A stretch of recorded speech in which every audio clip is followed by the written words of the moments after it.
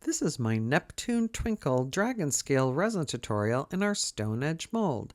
I'm using Bondcrafter resin. I mixed up 8.5 ounces and I split it into 4 different cups. 1.7 ounces for each mica color and then a clear push of 3.3 ounces. I'm using some gorgeous colors, mica colors from Funshine Color Shop on Etsy.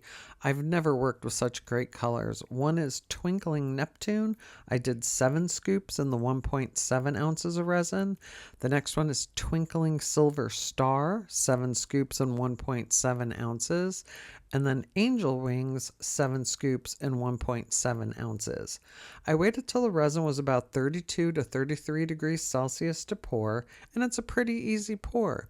You just do a little bit of clear to the bottom, and then you start layering your colors, starting with the blue, then the silver, and then the angel wings.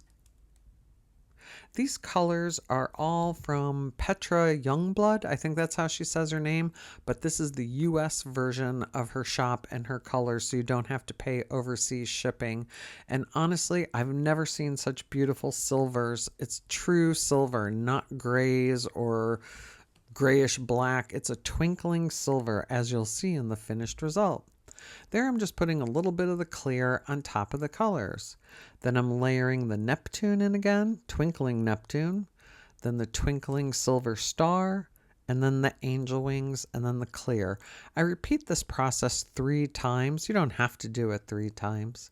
And I've been waiting to try this angel wings.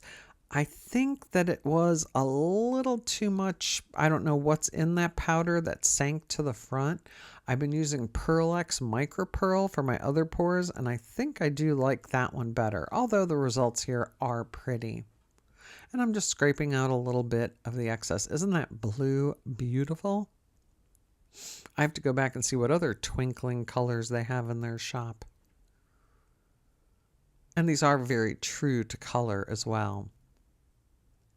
They don't change color as some micas do once you have them mixed up with resin. And then there's just the end of the clear push at the back, or the bottom of it, enough room to put some glitter in and crushed glass.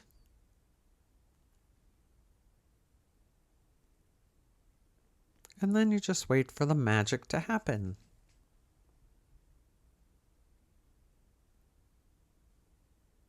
There I'm adding a little bit of glitter into the center. I love this new Stone Edge mold of ours. It gives such a unique edge, apart from the crystal edges that I love, of course.